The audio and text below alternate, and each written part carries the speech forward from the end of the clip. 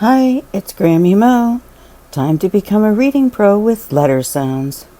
Let's talk about another reading rule. Remember, once you learn the rule, you'll be able to learn new words and use it as you read. Let's look at the new rule card. It says, when a word ends in a vowel, the vowel is usually long. Remember, the vowels are A, E, I, O, U, and sometimes Y. The long vowel words say their own names, so when a vowel is long, you will hear the A, E, I, O, U in the word. So you can hear the O in go because it follows the rule.